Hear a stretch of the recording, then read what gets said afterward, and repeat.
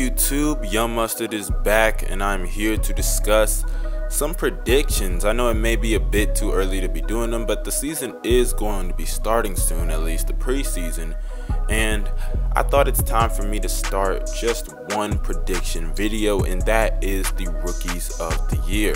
This is my top 5 candidates to win the Rookie of the Year, so you guys sit back and relax and let's get into this video. Number 5, De'Aaron Fox. Now personally, De'Aaron Fox, I don't really think he gets a lot of hype, but I think he's really on this list for me because of the hype surrounding him and how he balls every time that he plays Lonzo ball, no pun intended.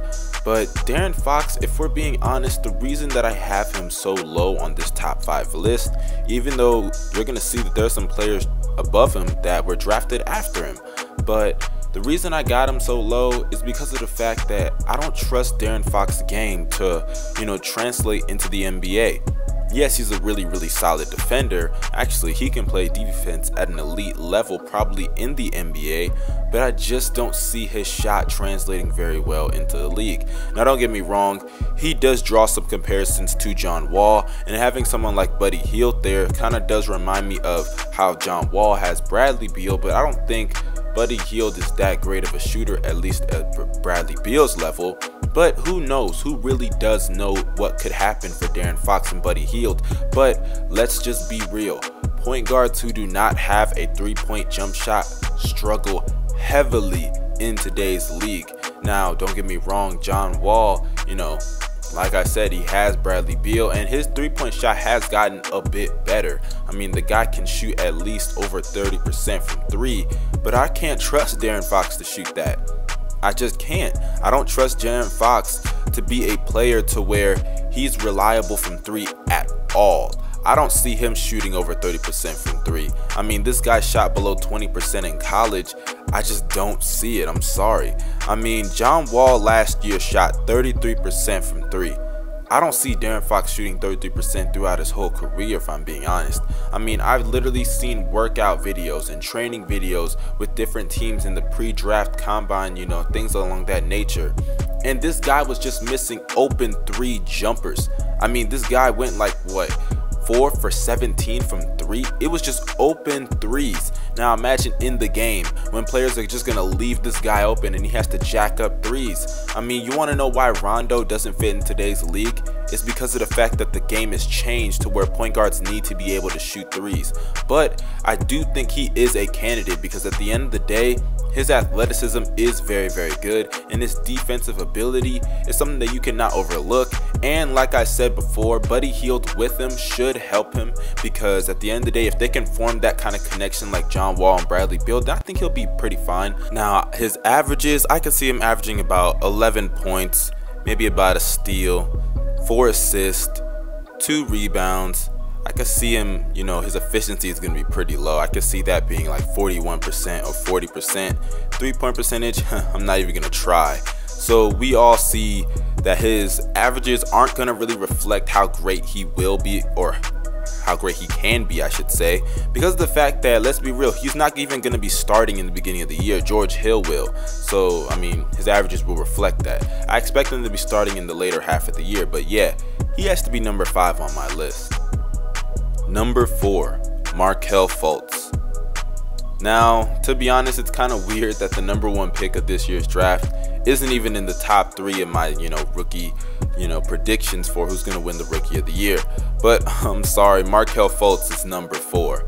And here's why. It's not like he doesn't have the talent to be, a top 3 candidate for Rookie of the Year, hell, even number 1 for Rookie of the Year.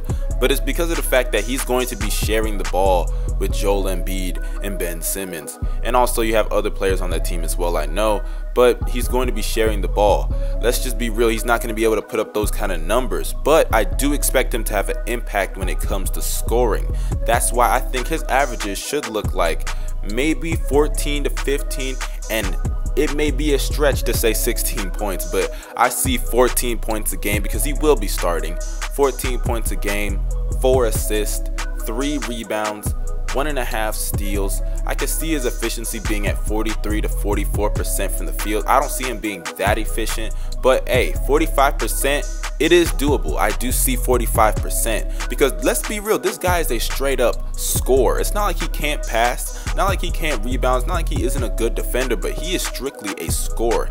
He was drafted by the Sixers. They traded up to get him because they wanted a scorer. Ben Simmons is going to facilitate. He's going to be the scorer. Joel Embiid's going to be down low, and he can stretch it to the three-point line. I mean, this dude is a flat-out scorer. I expect him to be a 20-point-per-game scorer throughout his career, but for now, I expect him to average about 14 to 16 points. So, yeah, he's got to be number 4 on this list. Number 3, Dennis Smith Jr. Now, I know I may have been a little bit too harsh on Dennis Smith Jr. in my video where I discussed why he may be the next Derrick Rose, but I'm gonna cut him some slack, because if this guy has Derrick Rose potential, let's be real, Derrick Rose did win the Rookie of the Year. Let's never forget that, and he was the youngest MVP. So if Dennis Smith Jr. is going to follow Derrick Rose's path but not get hurt, I expect him to be a Rookie of the Year candidate. Let's be real. I mean, I think one of the biggest reasons why he was drafted so late in the draft, I believe it was the 9th pick to the Dallas Mavericks, correct me if I'm wrong in the comment section. I think the reason why is because of his injury history. The guy already tore an ACL before. I mean, luckily, I believe he has another one, which is it's just crazy. It blows my mind every single time. But this guy is a baller. He's athletic as hell. He's a freak. But like I said, the way he lands scares me. As a Bulls fan, trust me, this guy lands in a scary way. But with all that being said, I think that he is the dark horse to win the Rookie of the Year. The guy's a baller. He's athletic as hell. I think his three-point ability is actually really solid, because in college he was really good from 3, and that's something that he's gonna need. I mean, we don't really see a lot of these athletic point guards to be able to shoot threes. Russell Westbrook struggles from 3. John Wall struggles from 3. So I mean, for him to be athletic like that and to be able to hit threes is going to be really valuable. I expect him to average about 15 points, 5 assists, 3 rebounds, shoot about 42% from the field, and about 33 to 34% from 3. That's what I expect from him. Defensively, he's going to be, it really just depends, because he's on the Mavericks, he's in the West, so it just depends on, the teams he plays, the point guards he faces. But I do expect his defense to be at least average to solid.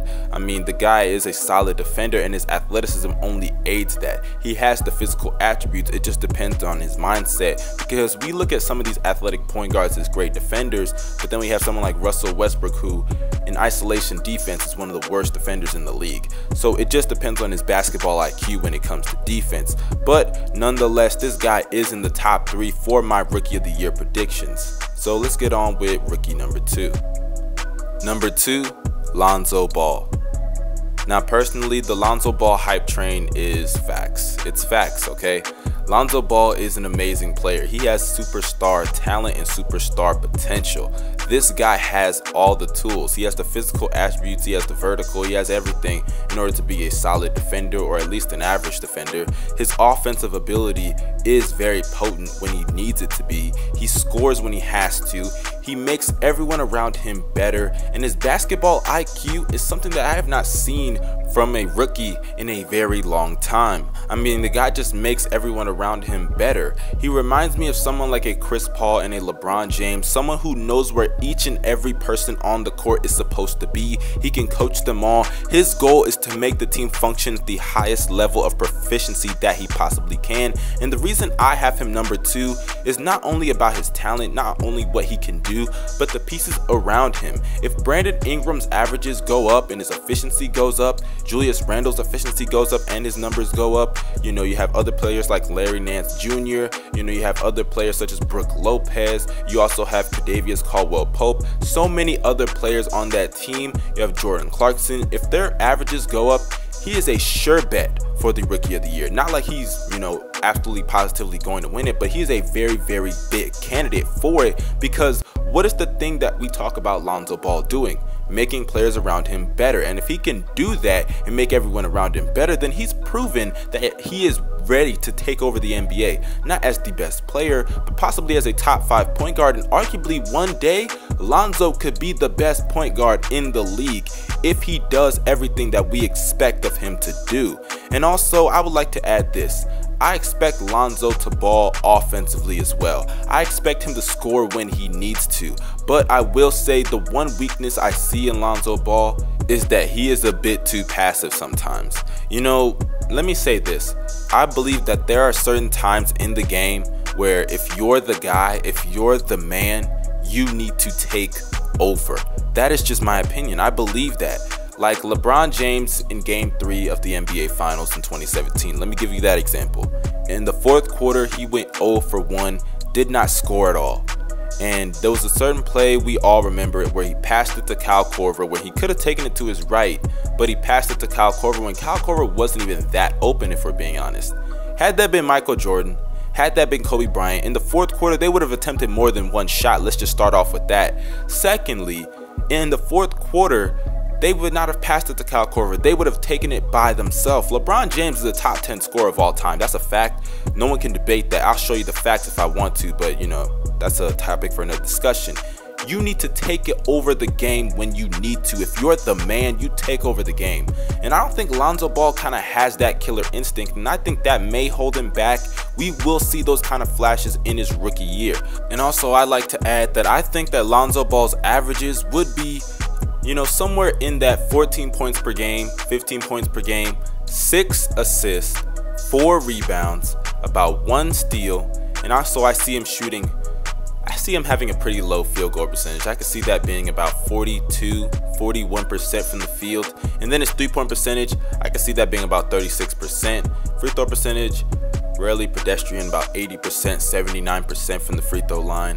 And also, I think that expect him to have a high usage rate.